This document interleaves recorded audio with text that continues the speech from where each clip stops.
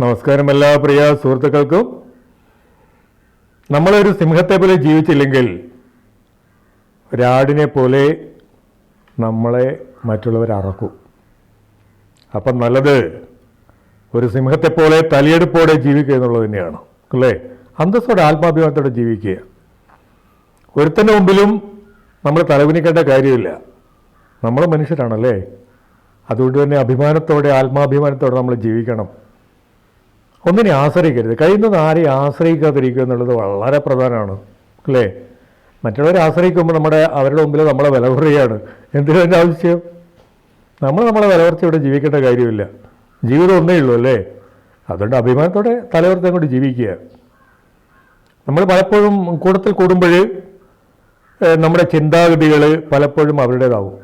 അവരെന്ത് പറയുന്നു, അവരെന്ത് ചിന്തിക്കുന്നു എന്നതിനനുസരിച്ചായിരിക്കും നമ്മുടെ നീക്കങ്ങളും നിലപാടുകളും. നമുക്ക് സ്വന്തമായ നിലപാടുണ്ടാവണം, അല്ലേ? ആരുടെ മുമ്പിലും നിലപാടുകൾ തുറന്നു പറയാനുള്ള ചങ്കൂറ്റം നമ്മൾ കാണിക്കണം. ഞാനിങ്ങനെയാണ്, എൻ്റെ നിലപാട് ഇങ്ങനെയാണ്. ഒരുത്തിനു മുമ്പിലും അടിയറ പറയേണ്ട കാര്യമില്ല. ആരുടെയും അംഗീകാരത്തിന് വേണ്ടിയിട്ട് കാത്തിരിക്കേണ്ട കാര്യമില്ല. നിങ്ങൾക്ക് ഇഷ്ടമുള്ള കാര്യങ്ങൾ ചെയ്യാം. മറ്റുള്ളവരുടെ കയ്യടിക്ക് വേണ്ടി നമ്മൾ കാത്തിരിക്കേണ്ട കാര്യമില്ല, അല്ലേ? പലപ്പോഴും നമ്മൾ അങ്ങനെയാണ് ജീവിതത്തിൽ. മറ്റുള്ളവരുടെ അംഗീകാരം, മറ്റുള്ളവരുടെ പ്രശംസ, ഇതിനൊക്കെ ആൾക്കാർക്ക് മടിയാണ്.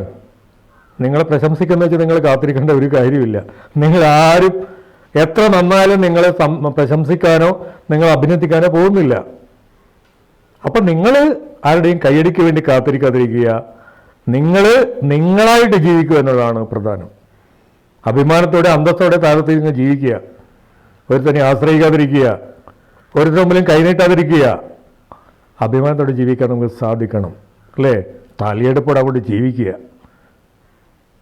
നമ്മൾ പലപ്പോഴും നമ്മുടെയൊക്കെ ഒരു നിലപാടുണ്ടാവും, അല്ലേ?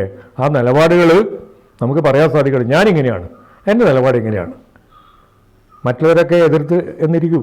അതിനൊന്നും കാര്യമില്ല. മറ്റുള്ളവരുടെ നിലപാടിനനുസരിച്ച് നമ്മൾ ജീവിച്ചാൽ നമുക്ക് എന്ത് വ്യക്തിത്വമുള്ളത്, അല്ലേ?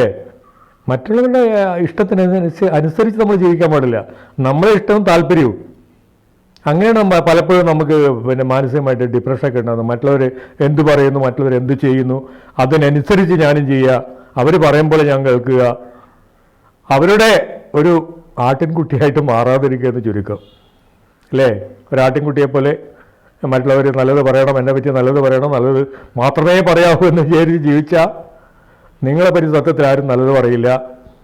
നിങ്ങളെക്കൊണ്ട് നല്ലത് പറയിപ്പിച്ചാൽ നിങ്ങളെ ഇഷ്ടത്തിനനുസരിച്ചല്ല ജീവിക്കുന്നതെന്ന് അർത്ഥം. നിങ്ങൾക്ക് ഇഷ്ടം എന്താണെന്നോ നിങ്ങളുടെ നിലപാട് എന്താണെന്നോ അതിനനുസരിച്ച് മാത്രം ജീവിക്കാൻ ശ്രമിക്കുക. മറ്റുള്ളവരുടെ താല്പര്യങ്ങൾക്കനുസരിച്ച് നിങ്ങൾ ജീവിക്കാതിരിക്കുക എന്നുള്ളത് വളരെ പ്രധാനമാണ്. ആട്ടിൻകുട്ടിയാവാതിരിക്കുക എന്ന് ചുരുക്കം, അല്ലേ? സിംഹത്തെ പോലെ തന്നെ അഭിമാനത്തോടെ തല ഉയർത്തി ജീവിക്കാൻ നമുക്ക് സാധിക്കട്ടെ. Okay, thank you.